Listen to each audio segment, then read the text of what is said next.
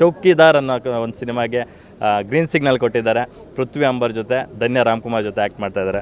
Sir, ಎಷ್ಟು ಖುಷಿ ಆಗುತ್ತೆ ಸರ್ 50 ವರ್ಷದ ಜರ್ನಿ ಒಂದ್ಸರಿ ಹಿಂದೆ ತಿರುಗಿ ನೋಡಿದಾಗ. ಅಯ್ಯೋ, ಅಂದರೆ ಅಪ್ಪ ಹೀರೋ ಆಗಬೇಕು ಅಂತ ಇಂಡಸ್ಟ್ರಿಗೆ ಬಂದರು. ಸೊ ಅಮ್ಮ ಹೀರೋಯಿನ್ ಆಗಬೇಕು ಅಂತ ಇಂಡಸ್ಟ್ರಿಗೆ ಬಂದರು. ಅಮ್ಮ ಫ್ಯಾಮ್ಲಿಗೋಸ್ಕರ ಸ್ಯಾಕ್ರಿಫೈಸ್ ಮಾಡಿದರು. ಆ್ಯಂಡ್ ಅಪ್ಪ ವಾಸ್ ಎ ಸ್ಟ್ರಗ್ಲಿಂಗ್ ಆ್ಯಕ್ಟರ್. ಇವೊಂದು ಹಿ ವಾಸ್ ಹೈಲಿ ಟ್ಯಾಲೆಂಟೆಡ್. ನನಗಿಂತ ಈವನ್ ರವಿಶಂಕರ್ಗಿಂತ ಜಾಸ್ತಿ ಹೈಟು ಅಪ್ಪ. ಸೊ ಬಟ್ ಏನೇ ಇದ್ರೂ ಅವರಿಗೆ ಸ್ವಲ್ಪ ಬೇಜಾರಿತ್ತು, ನಾನು ಅಂದ್ಕೊಂಡಿದ್ದು ಆಗಲಿಲ್ಲ ಅಂತ. ಅದಕ್ಕೆ ನಮ್ಮನ್ನು ಎಜುಕೇಷನ್ ಏನೂ ಬಿಡಲಿಲ್ಲ ಅಮ್ಮ. ಅಟ್ ದ ಸೇಮ್ ಟೈಮ್ ನಾನು ಚಿಕ್ಕ ವಯಸ್ಸಿಂದನೇ ಡಬ್ಬಿಂಗ್ಸ್ ಎಲ್ಲ ಸ್ಟಾರ್ಟ್ ಮಾಡಿಬಿಟ್ಟೆ. ಲೈಕ್ ರಂಗಭೂಮಿ ಪ್ರವೇಶ 1972 ದುರ್ಯೋಧನ ಕ್ಯಾರೆಕ್ಟ್ರು, ಆಮೇಲೆ NT ರಾಮಾರಾವ್ ಅವ್ರ ಜೊತೆ ಡಬ್ಬಿಂಗು ಫಸ್ಟು, ಆಮೇಲೆ ಫಸ್ಟ್ ಫಿಲ್ಮ್ ದೇವುಡು ಚೇಸಿನ ಪೆಳ್ಳಿ ಅಂತ.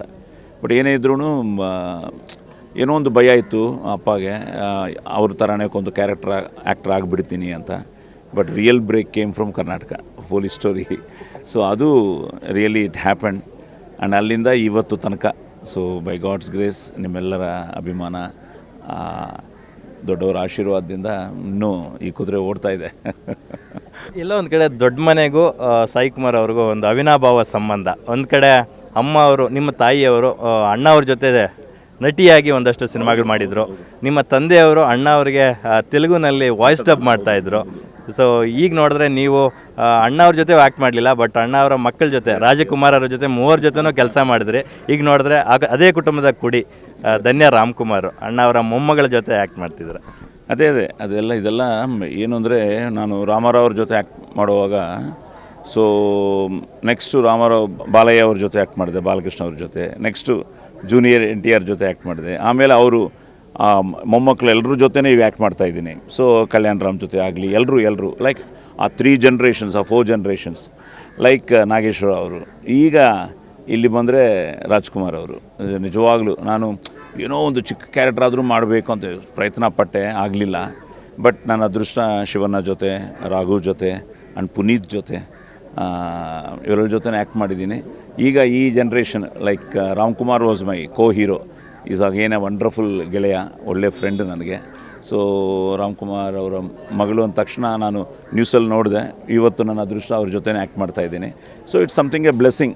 ಖಂಡಿತ ಆ ಜನ್ರೇಷನಿಂದ ಈ ಜನ್ರೇಷನಿಂದ ನನ್ನ ಅದೃಷ್ಟ ಏನು ಅಂದರೆ ಎಲ್ಲರ ಜೊತೆ ಆ್ಯಕ್ಟ್ ಮಾಡ್ತಾಯಿದ್ದೀನಿ. ಅದಕ್ಕೆ ಐ ಥಿಂಕ್ ಸಿನಿಮಾ ಕಾರಣ. ಸೊ ಈ ಡೈರೆಕ್ಟರ್ಸೂ ಇನ್ನೂ ಸಾಯಿ ಕುಮಾರ್ಗೆ ಅದು ಏನಾಯಿತು ಅಂದರೆ, frankly telling you, after police story ತುಂಬ ಫಿಲ್ಮ್ಸ್ ಮಾಡಿದೆ. ನಿನ್ನೆ ನಾನು ಒಂದು ಲಿಸ್ಟ್ ಹಾಕ್ತಾಯಿದ್ದೀವಿ ನೆಕ್ಸ್ಟ್ ಇಯರ್ ಸೆಲೆಬ್ರೇಷನ್ಸ್ ಮಾಡಬೇಕು ಅಂತ. You don't believe, 1996 police story, I think 2002-03 ತನಕ ನೋಡಿದ್ರೆ ಮೋರ್ ದೆನ್ 50 ಫಿಲ್ಮ್ಸ್ ನಾನು ಕನ್ನಡದಲ್ಲಿ ಹೀರೋ ಆ್ಯಕ್ಟ್ ಮಾಡಿದ್ದೀನಿ. ಅಂದರೆ every year average I might have done 6 to 7 films every year. But ಏನು ಅಂದರೆ ಸಾಂಗ್ಸ್ ಇಲ್ಲ, ಹೀರೋಯಿನ್ ಇಲ್ಲ, ಓನ್ಲಿ ಫೈಟ್ಸು ಡೈಲಾಗ್ಸು. ಸೊ ಧಡ್ದಡ್ ಅಂತ AK-47 ಥರ. ಸೊ ನನಗೆ ಆಶ್ಚರ್ಯ. ಈಗ ತುಂಬ ಜನ ಈವನ್ ತೆಲುಗು ಹೀರೋಸೂ 50 ಫಿಲ್ಮ್ಸ್ ಇನ್ 6 years 7 years ಅಂದರೆ ಅದು ಅಂಥ ಸ್ಪೀಡ್ ಇತ್ತು ಆ ಕಾಲದಲ್ಲಿ. ಎಲ್ಲ ಟೆಕ್ನಿಷಿಯನ್ಸ್ ಆಗಲಿ, ಡೈರೆಕ್ಟರ್ಸ್ ಆಗಲಿ. ಆ್ಯಂಡ್ ನನ್ನ ಅದೃಷ್ಟ ಎಲ್ಲ ಪ್ರೊಡ್ಯೂಸರ್ಸ್ ಜೊತೆ, ಈಗ ಟಾಪ್ ಪ್ರೊಡ್ಯೂಸರ್ಸ್ ಎಲ್ಲ ಆವಾಗ ನನ್ನ ಜೊತೆನೇ ಶುರು ಮಾಡಿದರು ಫಿಲ್ಮ್ಸು. ಸೊ ಆವಾಗಲೇ ನಾವೆಲ್ಲ ಫಿಲ್ಮ್ಸು ತೆಲುಗು ತಮಿಳ್ ಡಬ್ಬಿಂಗೂ ಇಮ್ಮಿಡಿಯೇಟಾಗಿ, ಪೊಲೀಸ್ ಸ್ಟೋರಿ ಹಿಂದಿನೂ ಮಾಡಿದ್ವಿ ಡಬ್ಬಿಂಗು. ಬಟ್ ಎಲ್ಲ ಫಿಲ್ಮ್ಸು ಮ್ಯಾಕ್ಸಿಮಮ್ ಇಲ್ಲಿ ಪೂಜೆ ಆದ ತಕ್ಷಣ ತೆಲುಗು ಆ್ಯಂಡ್ ತಮಿಳ್ ಕನ್ನಡ ಫಿಲ್ಮ್ಸು.